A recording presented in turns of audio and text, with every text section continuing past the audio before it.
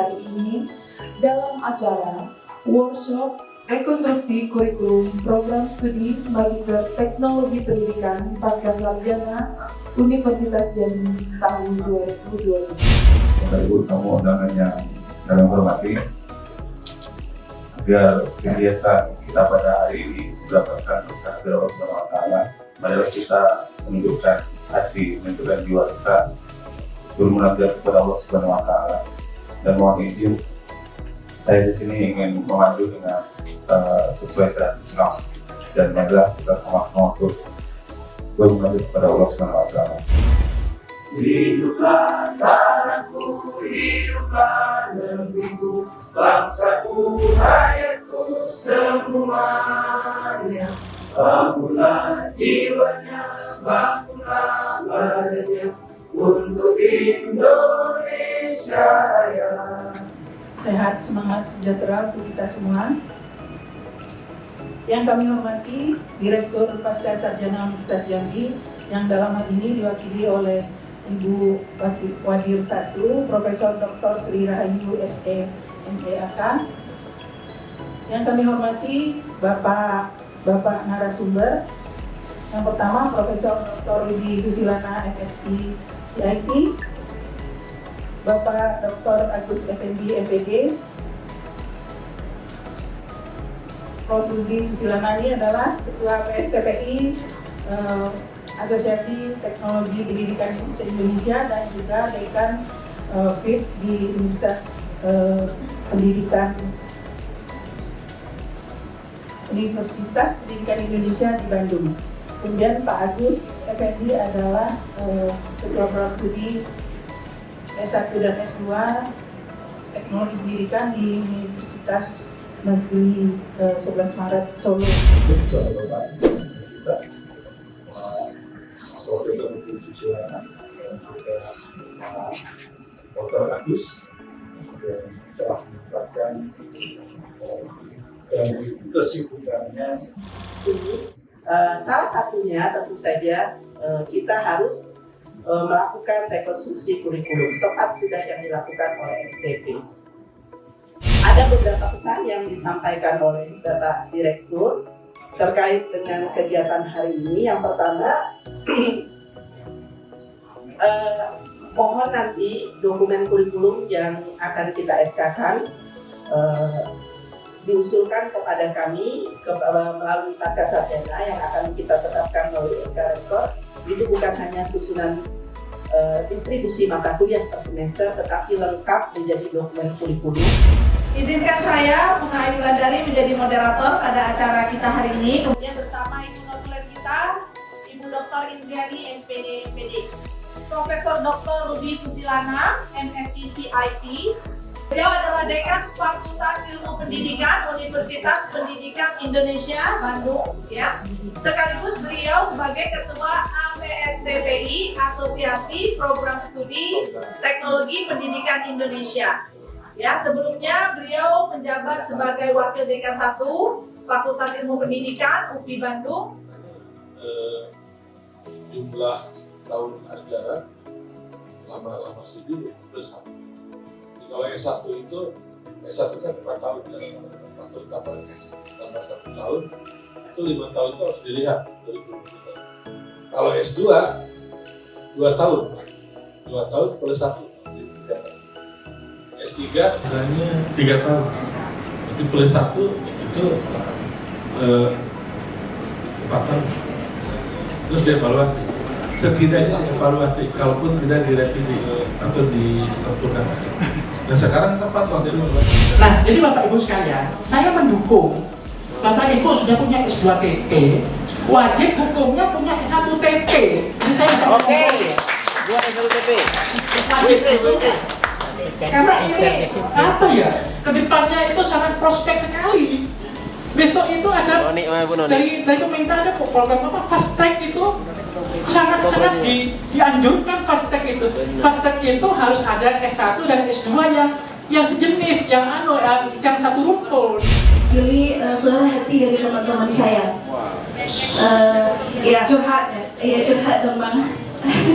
Suara hati dari teman-teman saya kebetulan saat ini belum sertif, belum ikut PPG.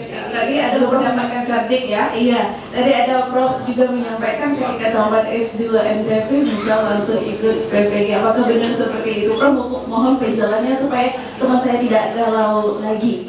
Ya, jadi selaku alumni, mungkin di sini yang bisa kami berikan pandangan kepada Prodi bahwasanya bagaimana tugas akhir dari mahasiswa FTB itu lebih kepada bermanfaat bagi keilmuan masing-masingnya, karena saya tahu persis mahasiswa FTB itu berasal dari berbagai disiplin ilmu, termasuk saya salah satunya dari WIKA. Dengan jadi lebih tugas akhirnya itu lebih kompleks dari ya Prof ya, jadi tidak hanya naskah akademik, melainkan lebih kepada penekanannya ke proyek akhir yang bisa dimanfaatkan baik dari aktivitas pembelajaran maupun lebih kepada merujuk ke visi misi yang di dalamnya adalah interpelator gitu kan.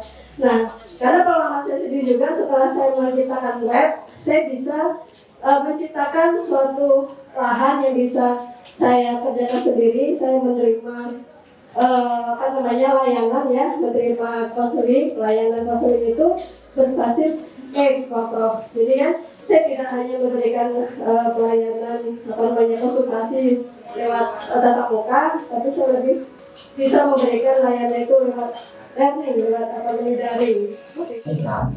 S1 dulu lah, kalau S3 mungkin kita tadi sepakat harus riset ya Prof ya.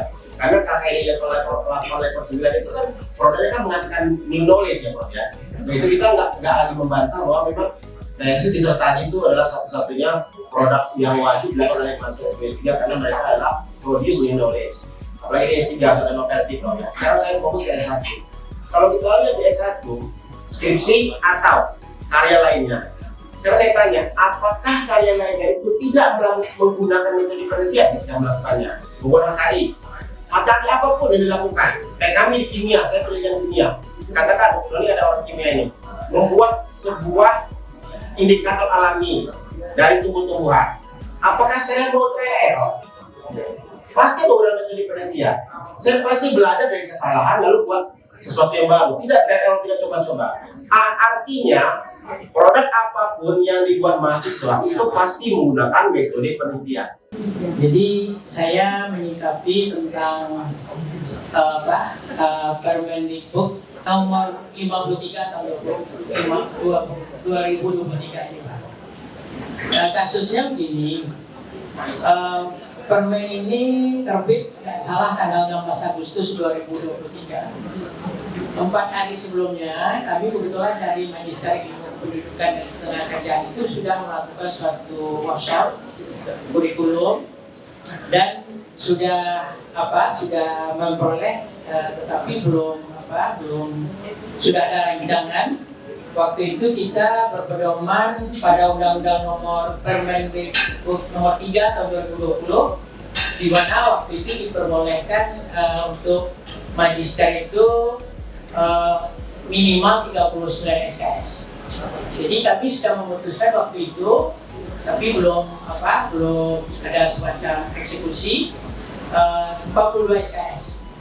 Yang jadi pemikiran saya sekarang ini begini, Prof.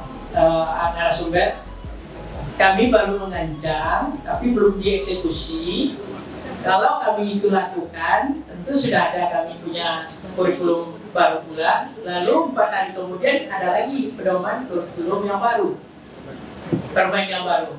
Pertanyaan saya di sini, kira-kira bisa nggak apa pencerahan yang diberikan oleh Prof yang sudah pengalaman juga di Dikti, kira-kira bagaimana solusinya kira-kira yang bagus itu?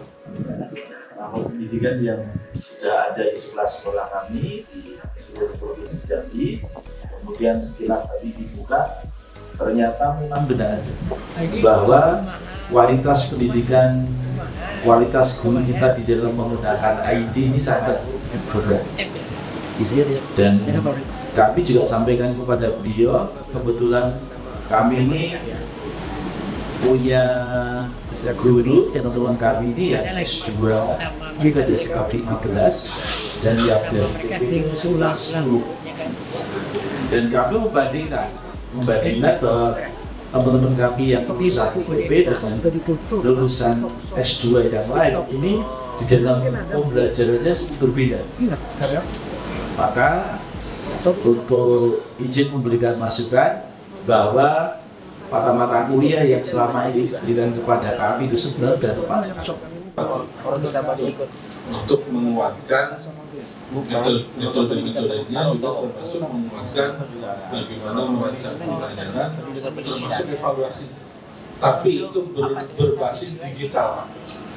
Jadi mungkin ini akan lebih bermanfaat dan saya akan minta izin ke AIS Institute supaya itu bisa diakses lebih luas. Jadi Bapak dan Ibu bukan hanya untuk FPL tadi ya, tapi untuk meningkatkan kemampuan sehingga bisa masuk ke dalam program-program yang tadi 10. Ya, dengan demikian sesi paparan materi dari Profesor Dr. Rudi Susilana dan Dr. Agus Effendi juga dapat kita tutup. Terima kasih dan penghargaan yang sebesarnya Bapak kami ucapkan. Mudah-mudahan materi yang Bapak berikan tadi berguna bagi Prodi Magister Teknologi Pendidikan kami dalam merekonstruksi kurikulum. Insya Allah.